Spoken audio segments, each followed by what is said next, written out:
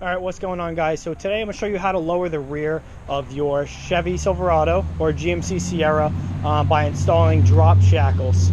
So when you have these leaf spring setups like this, you can install this rear shackle, which is also like the rear leaf spring mount, which allows the leaf spring to sit up here, which actually lowers the chassis of the truck. So this is the stock one here.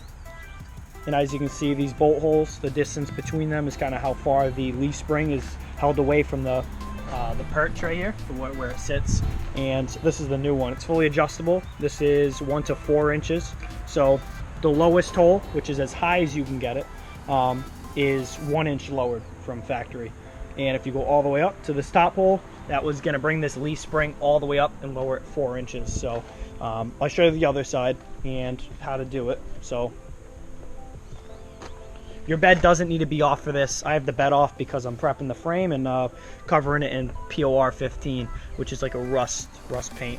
But this is the adjustable mount. I put anti-seize all over it just so when I take it off in the future, I want to adjust it, the bolts aren't seized and rusted. So that's what it looks like. Has polyurethane bushings in it, and that's how it is. So the first thing you want to do is you don't need to take the bed off, but it's just easier because I'm doing this job. But first thing you want to do is take off the trail hitch, because that will allow you to access this lower bolt here. You actually can't get this lower bolt out with the hitch still on it.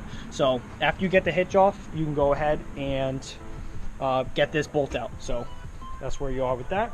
I'll bring you over to this side. Now I got the hitch off, I'm going to go ahead and hold up the truck, because when you take this bolt out, this leaf spring's going to want to be pushed up. So I'm going to pull the truck up with it to take the tension off the leaf spring, so I can go ahead and get that lower bolt out.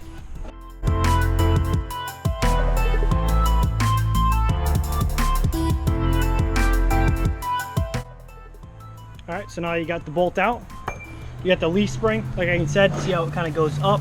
What you want to do is let down, whether you have a jack under it or using a tray picker like I am, you're going to want to let the truck down so the leaf spring comes up above the frame, so you can go ahead and get this bolt out because it's too long to get it out right there.